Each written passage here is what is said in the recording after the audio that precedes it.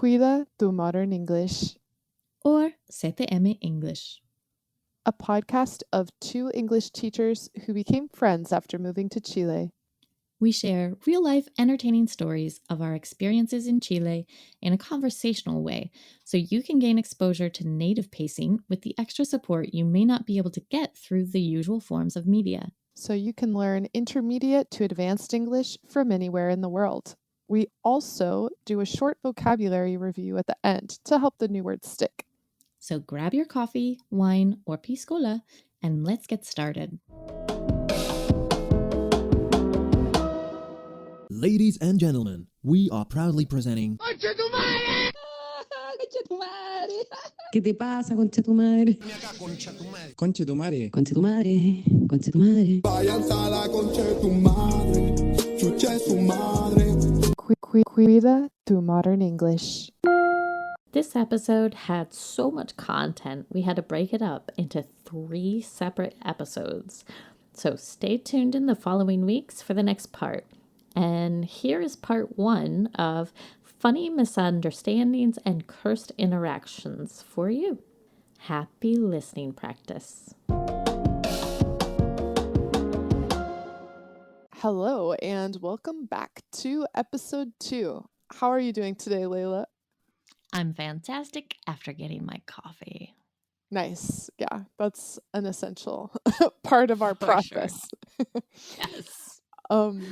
Today we have the topic of misunderstandings and mishaps, both cultural and language-based. Misunderstandings can happen in a lot of ways in bilingual or bicultural situations. For example, if you miss one word that someone says, the whole idea can have a very different meaning. So that can be something that comes up when you're learning a new language. I have a great example of this. The very first time I was in Chile, a bunch of people were talking about somebody who was painting the walls of their house. In my head, I heard Pato. Pato was painting the walls.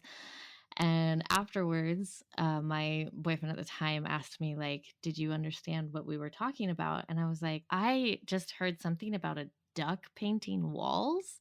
And he started laughing because he was like, oh, Pato is short for Patricio. And I was like, oh. It was like a person painting Yeah, the walls. because I was like, I just thought to myself, like, I must not be understanding what they're talking about because all I think is ducks painting walls.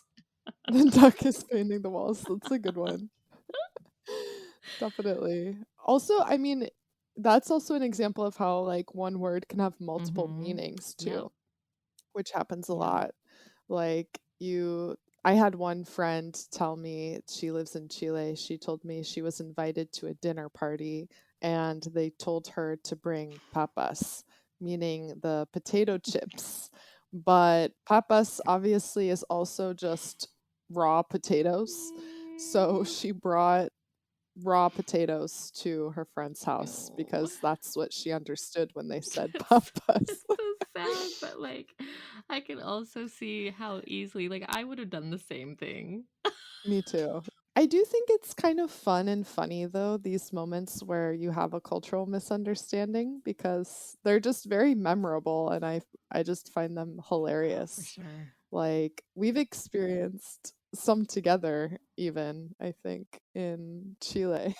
So considering, well, just thinking about some of the funny kind of misunderstandings or situations that we've experienced together, we were thinking earlier about when we went to Santiago and one of our students invited us, he works at a winery and invited us to come try some wines. And it just was kind of a lot of things happened. Like we didn't really understand that we were not in the end going to the winery that we thought we were going to go to. We ended up at a birthday party riding a mechanical Yeah. bull, basically. I'm trying so in the hard not end. to laugh. Like there were just a sequence of things where I feel like we just were along for the ride. And Literally. when you're in a different country, you're like, yeah, sure, yes, and you don't really always understand what they're telling you. Yeah. Like I remember, I think you understood them and I didn't. because we were in the backseat of the car, and I remember them asking if one of us was vegan or vegetarian, and I didn't quite catch what they were talking about. And I remembered when we pulled into the winery, there was this huge bale of hay that had a lambskin hanging on it that was still bloody. And I was like, oh, okay. Maybe they're making like a rug or a little carpet, like alfombra. And I don't know why that's what I thought, but that's what I thought. And then later they were like, "Oh, we're going to have an asado." And I was like, "When was that discussed?" I was like, "Okay." Yeah, Yeah, definitely. and then turned out it was the baby lamb that they had killed the morning of. So also that's something that, culturally speaking, I don't think you would run into something like that too much in the States. I mean, maybe that's just my own experience because I live in cities mostly. Yeah, it's not that typical, I would say, to be like going to someone's house and there's like a dead lamb there when you like walk in. But it could be maybe in a very like country or rural situation more. Yeah, and I remember we walked into his house and there was like these air sealed packs of meat. And I still, like, I don't know if I just didn't get my coffee that day or what, but like I didn't put two and two together. And I was like, oh, okay, we're having beef. Great. Like, whatever. You're like, that was the dead lamb. Also, just the fact that the person who owned the farm, his name was Italian. His name was Giancarlo. And you had understood that his name was Don Carlos because of the because he was the owner of the farm. And I understood like Juan Carlos, but I just thought they were pronouncing it weird because I didn't know that Giancarlo was a common Italian name. Yeah. So that even like the name of the Yeah. person, we were kind of like, I don't know who this Yeah, is. well, I think too, part of it was just like the context of the situation because even if he is Italian, like you don't hear Italian names very often in Chile, right? So it was like, or at least I didn't. But yeah, so I think it was just a weird context as well. Yeah, that happens too, like when you're not mentally prepared for Yeah, something. for sure. So let's go into some examples that we have of just like funny or uncomfortable miscommunications that we've had Yeah, during our time in Chile. for sure. Do you have any to start, Layla, that you can think of? Yeah, I have quite a few. So, mainly there's certain like words that we say in English that can be misinterpreted, especially if you're in a bicultural relationship, bicultural and bilingual. And I think the very first time this happened, I said something about my boyfriend being silly because I had been teaching kids all day. So I don't know why, but I don't ever actually use that word in the context of adults. It's something that we tend to use for kids, or we tend to use it like if we're in a really formal setting, I guess. I don't know. What do you think about that word? Yeah, it is kind of more a euphemism, it could be. Maybe usually with adults we use something stronger. It's very like nice Yeah. to say to a little kid when they're being kind of goofy or funny. It's a softer option. Yeah, something like that. So anyway, I was teaching kids all day and I said, you're being silly. And he got so offended by this because apparently he didn't know what it meant. And while I was still talking, he looked it up on Google Translate, and Google Translate says it's tonto. And so he thought I was saying he was stupid, and like in a very aggressive way. And I had to explain to him like, oh my God, no, silly does not mean tonto. It's like, something again, very sweet and childish, and so I ended up actually, he didn't believe me. He thought I was just using like, oh, it's cultural, like as an excuse, which does happen sometimes. Yeah. And so I had to message my friend Laura, who lives here in Indianapolis, and she's a Chilean that has lived here for like 20 years. And so I asked her, I was like, okay, what is the difference? Like, how do you say silly in Chilean Spanish? And she was like, well, it is tonto, but it's not meant that way. Silly is not something mean to say to somebody. And so I screenshotted her text and sent it to him. And I was like, you see, like it's not just me. Yeah, Yeah, definitely. that happened again with the word turd nugget. And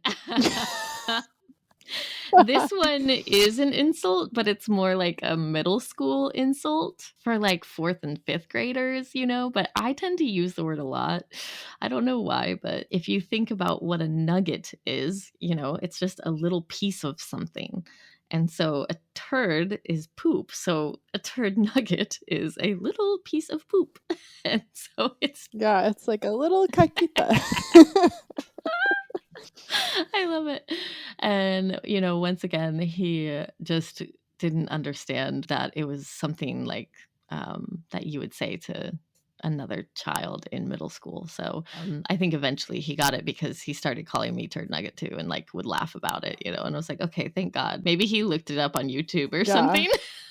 Well, because to call someone a piece of shit is like a similar vibe of like a piece of something Yes. and poop. Yes.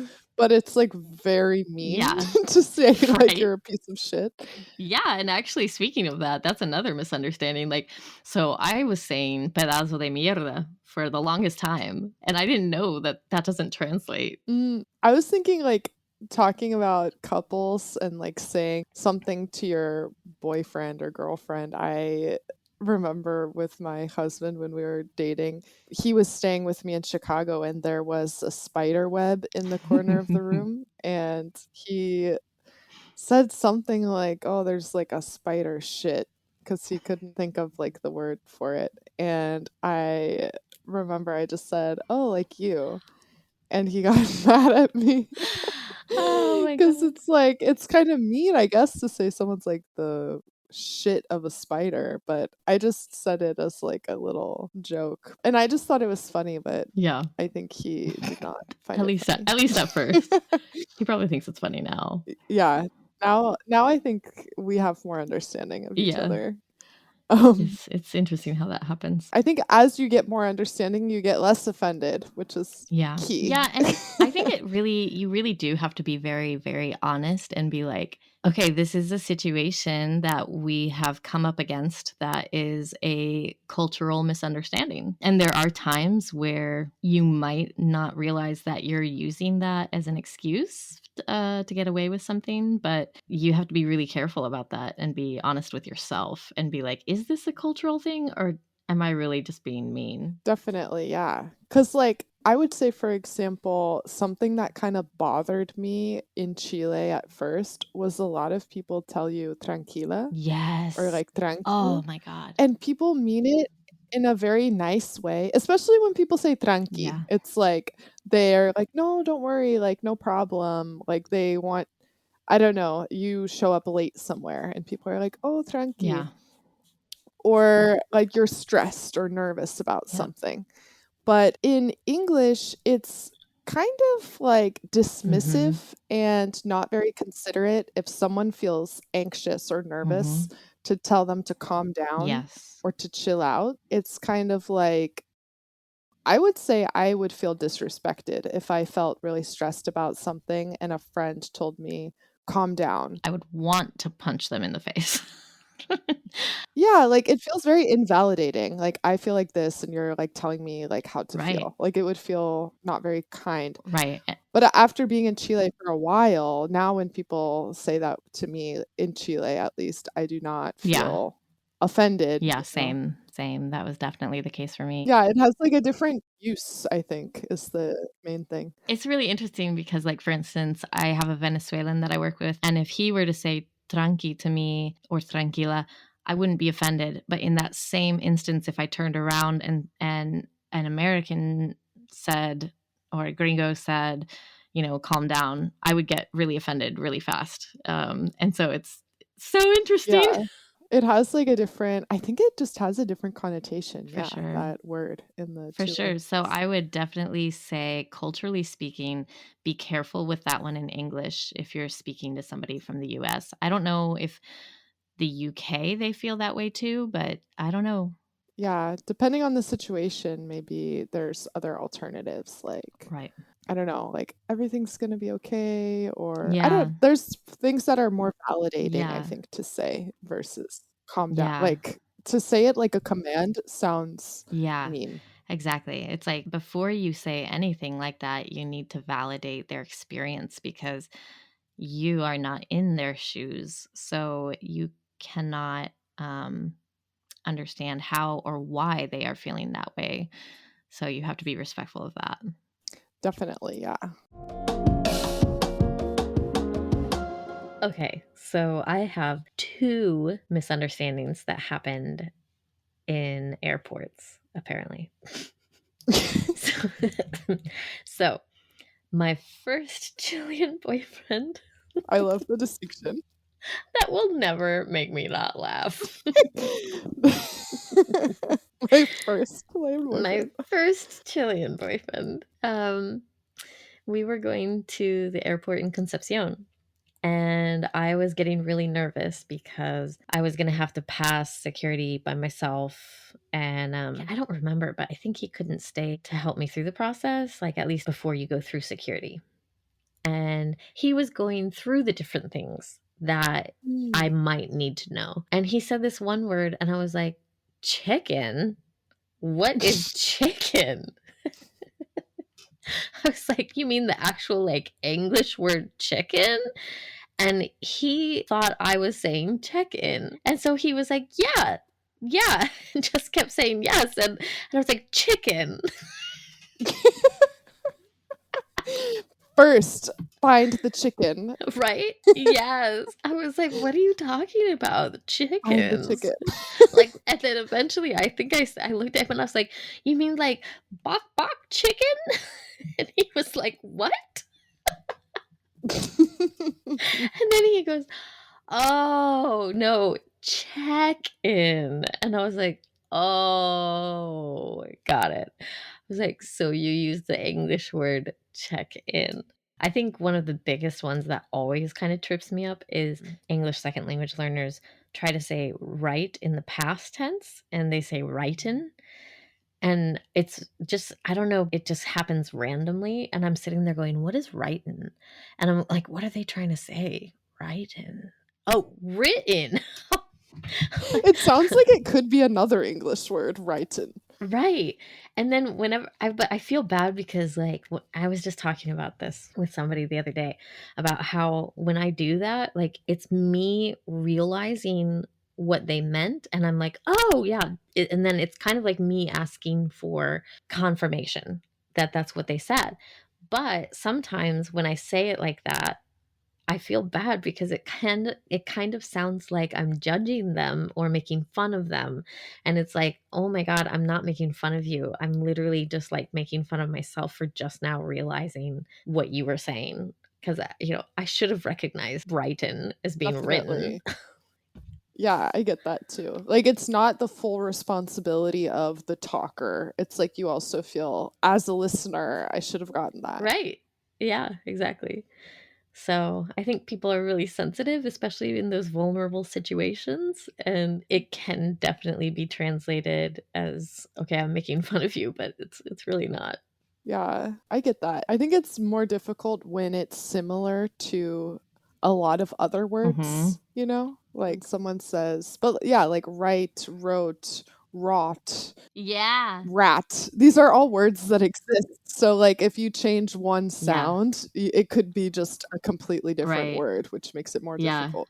And then I get lost in my head trying to figure it out. Well, they're still talking. And actually that same thing happens in reverse when you first like when I first moved to Chile and people would be talking to me. It's like this unconscious thing that you do at first where you celebrate understanding a certain word that maybe you've never heard before, but somehow you understand it.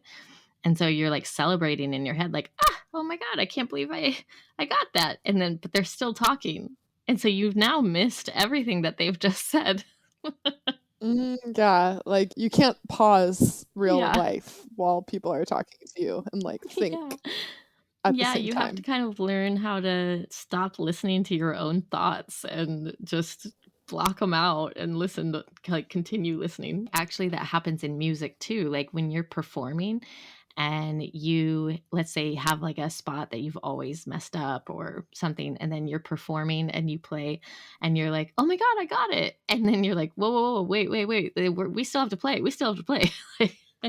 Yeah, like your internal Yeah. dialogue can interrupt Yeah. you too.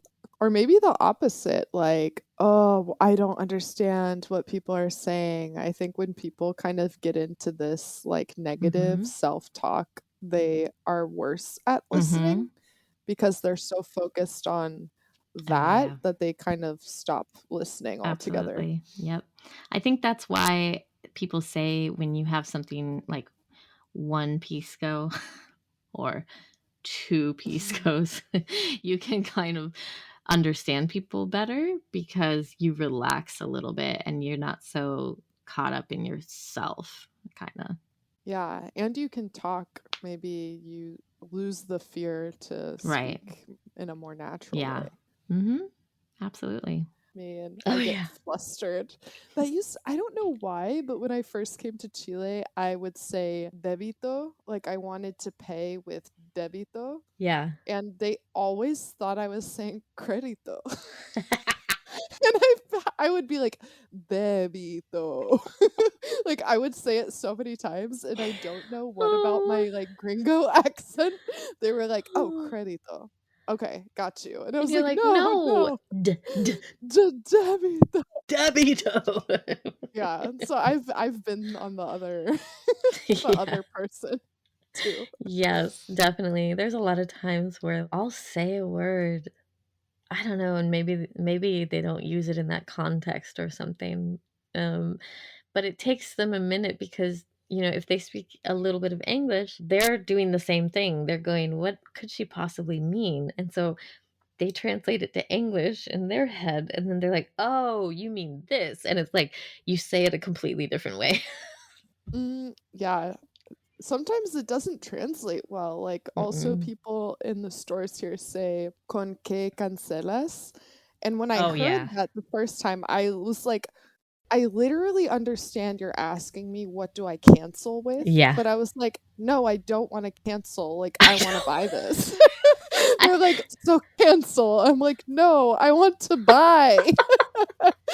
you. Jorge explains like you cancel the debt. Like, okay, Yeah. you owe this person Right. 5,000 and now And you that's still cancel super that. confusing because it's like, I don't owe you crap because I haven't taken any of this with me yet, They're like, like what am I canceling? right. It's like I could totally ask you, you know what? I don't want any of this. Can you put this back on the shelf? And nothing has happened. Like, Yeah, we're still good. yeah. 0-0. Yeah. I was listening to some other podcast and they were talking about this exact thing and how it's weird that you say, what would you like to cancel? Yeah, I remember the first time that happened to me too, and I was like, cancel what? I don't want to cancel anything. I love that we both thought that.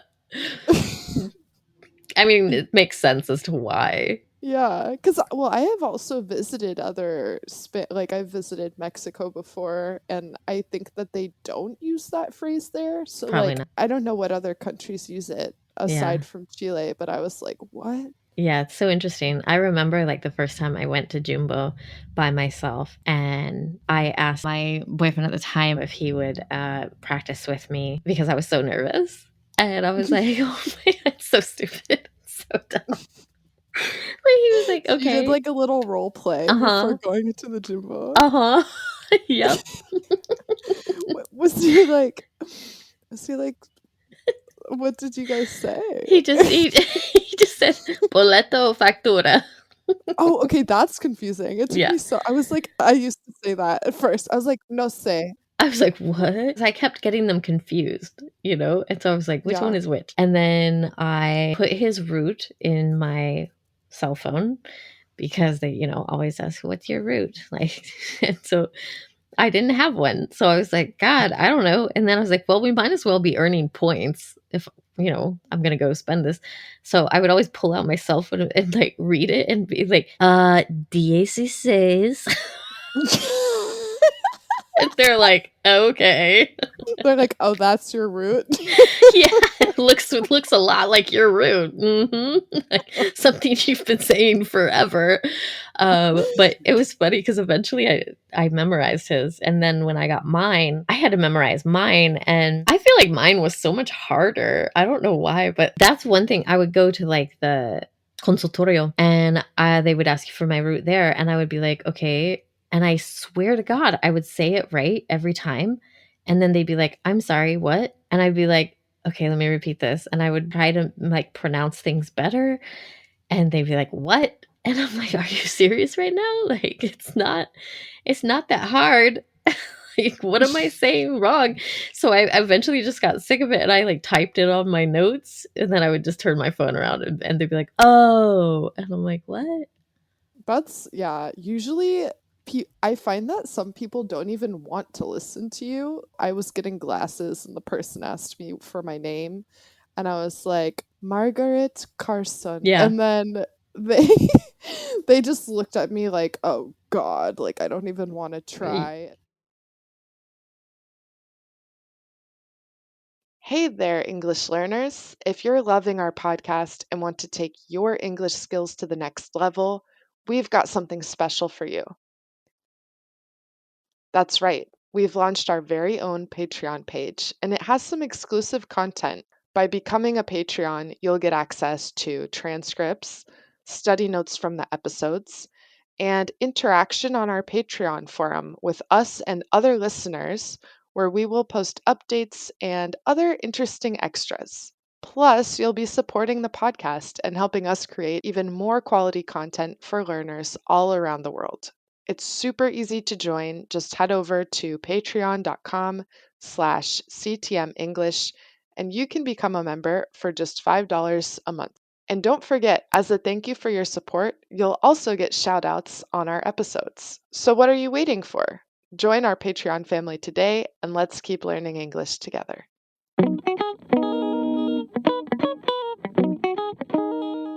This just in here at Quita 2 Modern English News. It is now time for the vocabulary review. When Layla mentioned not understanding a word someone said and then finally realizing what it meant, she described this moment as when it clicks. When something clicks, it means that it suddenly becomes clear and understandable, like it snaps into place.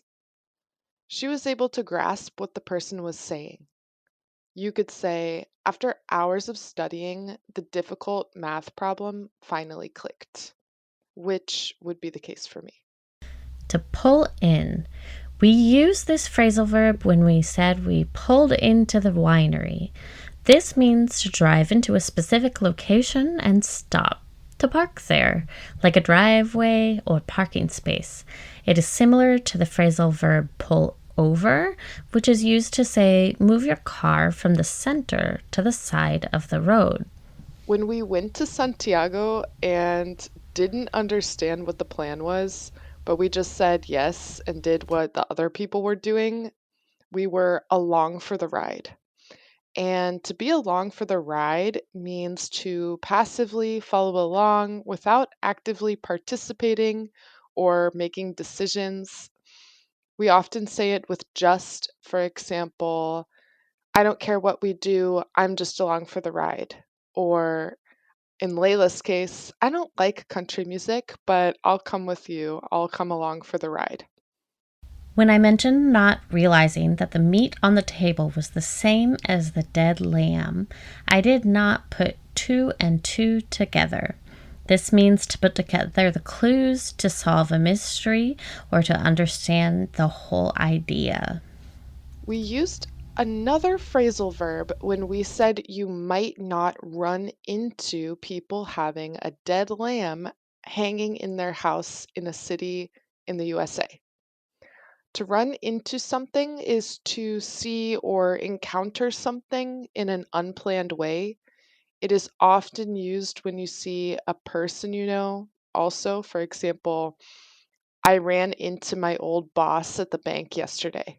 Maggie said that in English it is dismissive to tell someone to calm down or chill out. If something is dismissive, it means it shows a lack of respect or consideration for the other person's feelings, often implying that their emotions or concerns are unimportant or invalid. When talking about the phrase turd nugget, Layla mentioned that it is a middle school insult. In the United States, middle school is grades 6, 7, and 8 of primary school when you're about 11 to 13 years old. So this insult was of someone that is 11 to 13 years old. Because we mentioned that it's maybe dismissive and invalidating to tell someone to calm down, some other alternatives that you can use are, hey, no worries, we got this. Take it easy. It's all good. I get that you're feeling stressed. Let's slow down a bit. Let's take a moment to breathe and think this through. It's okay. Let's just take it one step at a time. I'm here for you. Let's try to stay calm and work through it. I see you're upset. Let's just take a second to breathe. Maybe let's take a break and regroup. When we were talking about maybe not understanding when someone pronounces certain words in English, Layla said it trips me up. When something trips you in a physical sense, it makes you fall. Like if you're walking and there's a wire on the ground and you trip. But this is really common to use in a figurative way when something confuses you or causes you problems. For example, German pronunciation trips me up. I mentioned, oh my God, I am not making fun of you, when repeating the word written to someone and laughing about it. To make fun of someone is to tease them or to bully them. When I mentioned mispronouncing words, I said I get flustered. For example, saying débito and the person hearing crédito. To be flustered means to feel stressed out and pressured in the moment, so it's difficult to think clearly. For example, when English learners are in a conversation and don't know what to say, you could say, oh, I felt really flustered in that meeting. I don't owe you crap. I said this referring to when you're buying something in a store and they ask you what you want to cancel your debt with. In this case, it was the same as saying, I don't owe you anything. Other variations include, I don't owe you jack. I don't owe you shit. I don't owe you jack shit. Or I don't owe you a dime. And for those of you that don't know, a dime is the equivalent to 10 cents in US dollars. Another fun and clean way to say this is, I don't owe you diddly squat. That one's a fun one to say.